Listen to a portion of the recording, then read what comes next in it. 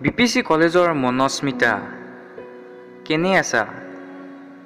জানানে তোমাৰ স্মৃতি এতিয়া বৰকৈ আমনি কৰে সেই যে হৰতৰ মধুৰ প্ৰভাতত মিছিকি আহেৰে পাৰ হৈ গৈছিলা ছাত্ৰ জীৱনী কথাৰ সন্মুখে হঠাৎ চকু পৰিছিল তোমাৰ নিষ্প্ৰবাহেৰে বিভূষিত মুখমণ্ডলত মন চঞ্চল হৈ পৰিছিল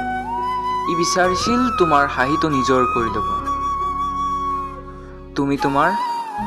চশমাৰ অভিজ্ঞ থকা সত্ত্বেও মোৰ ফালে চাইছিলা উত্তপ্ত হৈ পৰিছিল হৃদয় সাগৰ যেন নিমিষতে দুয়েকে উটুৱাই নিব দ্বিতীয় দিনাও তোমাৰ হাঁহিৰ মাদকতাৰ অপেক্ষাত আগৰ দৰেই কলেজৰ তোৰণেৰে সোমাই আহিছিলা তুমি একেই হাঁহি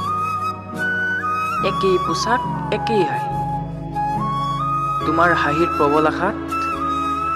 কলেজ কেম্পাছৰ ইউকেলিপটাছ কেইডালে নতুন ৰূপ লৈছিল জানানে মনস্মিতা এদিন পাছ লৈছিলো তোমাৰ বাৰান্দাৰ তোমাৰ পিছে পিছে গৈছিলো নীৰৱে তোমাৰ সাহিত্যিক যুগমীয়া কৰাৰ অৰ্থে অৰ্থনৈতিক ডিপাৰ্টমেণ্টৰ পৰা ভাহি অহা শ্ৰেষ্ঠকৰ অংক গণিত বিভাগৰ পৰা ভাহি অহা কেলকুলাছৰ শব্দ অগ্ৰাহ্য কৰিছিলোঁ তোমাৰ বাবে মাথো তোমাৰ সাহিত্যিক যুগমীয়া কৰাৰ বাবে অসমীয়া বিভাগ গছকাৰ পিছত তোমাৰ হাঁহিৰ মধুৰতা হঠাৎ বাঢ়ি অহা যেন লাগিছিল সেয়া হয়তো অসমীয়া বিভাগৰ সাহিত্য ৰোমাঞ্চ তোমাৰ হাঁহিৰ পাছ ধৰি পদাৰ্থ বিজ্ঞান বিভাগ পাৰ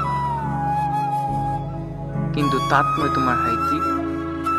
বিষণ্ণতাৰ এটা কনষ্টেণ্টলি বুলি ধৰিবলৈ বাধ্য হলো ধৰিবলৈ এটা মিঠা সপোন বুলি য'ত আছে পোৱাৰ বেদনা নোপোৱাৰ বেদনা পাই হেৰুৱাৰ বেদনা আৰু যে কত কি জানানে মনস্মিতা বিপিসি কলেজৰ মহত্ব অধিক নিমিষতে সৃষ্টি কৰিব পাৰে ই এখন কবিৰ হৃদয়ত নিমিষতে সৃষ্টি কৰিব পাৰে ই মানৱতাৰ জয়গান গোৱা শতদল জোৱানৰ